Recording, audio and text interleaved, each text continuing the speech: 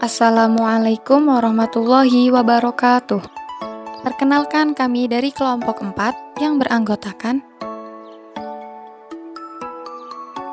Aulia Nur Hikmah Ramadan, Azka Nur Amalina, Devi Amalia, Die Andini, Eva Purnamasari, Maulida Astuti, Muhammad Novia Ramadhani, Nazila Rahmatina, Nisrina Fatanashwa, Siti Masruroh, Supi Hadi, Sifa Ashkia, Vini Oktaria, Zahra Kamalia, Muhammad Fadli. Pada video kali ini, kami akan mempresentasikan tentang pemeriksaan oksigen terlarut di dalam air, metode iodometri. Selamat menyaksikan. Oksigen terlarut atau dissolved oxygen yang disingkat DO adalah jumlah oksigen dalam miligram yang terdapat dalam 1 liter air. Oksigen terlarut umumnya berasal dari difusi udara melalui permukaan air, aliran air masuk, air hujan, dan hasil dari proses fotosintesis plankton atau tumbuhan air. Nilai DO yang biasanya diukur dalam bentuk konsentrasi ini menunjukkan jumlah oksigen atau O2 yang tersedia dalam suatu badan air. Semakin besar nilai DO pada air, mengindikasikan air tersebut memiliki kualitas yang bagus. Sebaliknya, jika nilai DO rendah, dapat diketahui bahwa air tersebut telah tercemar. Pengukuran DO merupakan parameter penting karena dapat digunakan untuk mengetahui gerakan massa air, serta merupakan indikator yang peka bagi proses-proses kimia dan biologi. Kadar oksigen terlarut bervariasi tergantung pada suhu, salinitas, turbulensi air, dan tekanan atmosfer.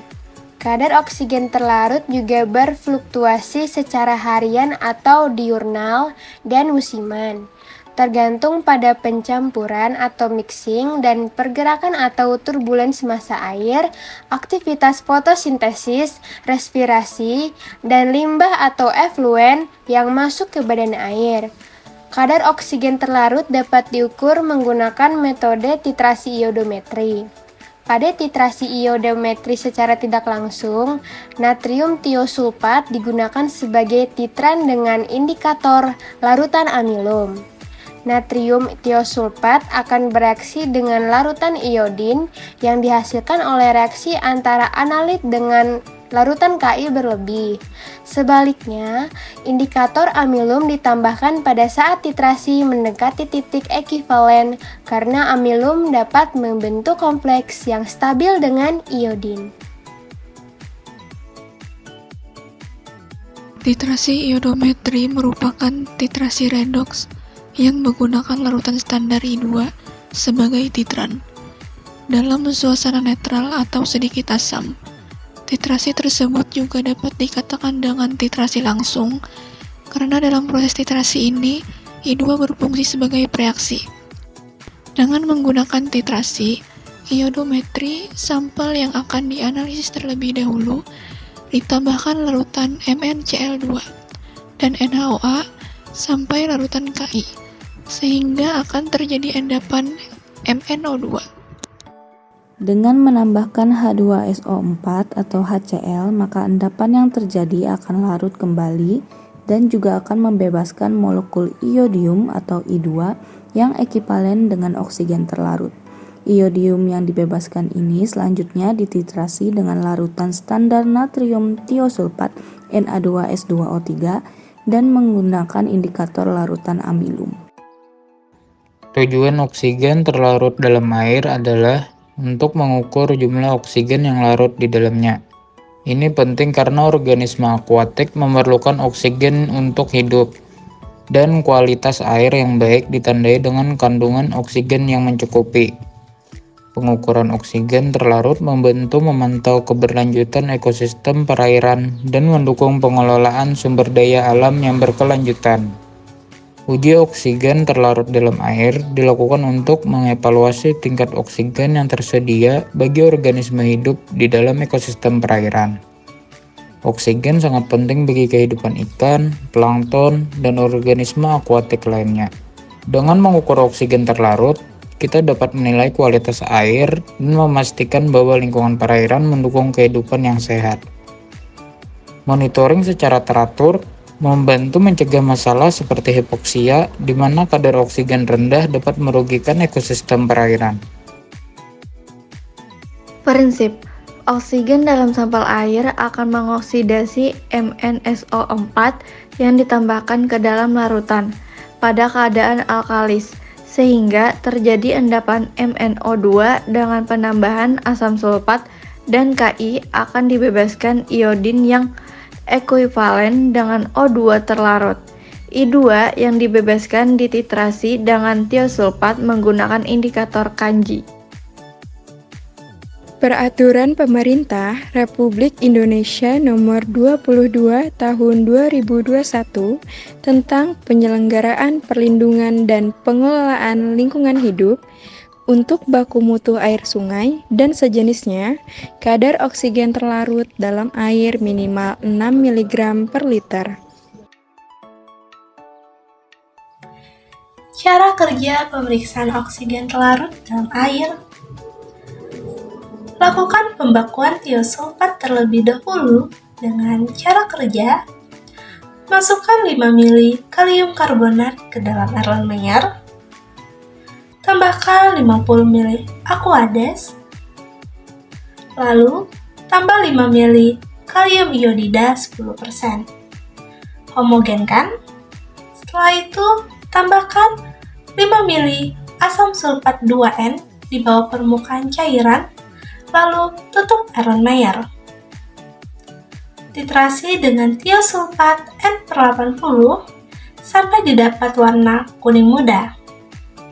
Setelah itu, tambahkan 0,5 mili amilum sebagai indikator.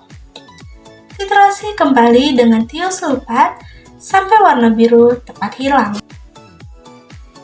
Setelah pembakuan tiosulfat, selanjutnya dilakukan penetapan kadar oksigen terlarut dalam sampel air. Langkah kerja yang pertama yaitu isi botol Winkler dengan sampel sampai penuh. Kemudian, tambahkan 2 ml mangan klorida di bawah permukaan cairan. Lalu, tambahkan 2 ml alkali iodida azida dan tutup botol dengan hati-hati.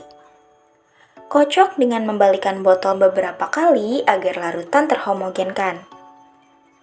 Lalu biarkan larutan mengendap selama 10 menit. Apabila endapan sudah terbentuk, sebagian larutan yang jernih dibuang. Dan tambahkan 2 ml asam sulfat pekat pada sisa larutan yang mengendap dan dihomogenkan kembali. Kemudian titrasi dengan tiosulfat N/80 sampai warna kuning muda. Tambahkan 0,5 ml indikator amilum, lalu titrasi kembali dengan tiosulfat N/80 sampai warna biru tepat hilang. Rumus konsentrasi baku primer. Konsentrasi baku primer yakni KbRO3 atau kalium bromat sama dengan berat zat yang ditimbang dalam gram dibagi volume dalam botol dikali dengan berat ekuivalen KbRO3. Selanjutnya dicari konsentrasi baku sekunder yakni natrium tiosulfat, di mana volume dikali normalitas baku primer sama dengan volume dikali normalitas baku sekunder.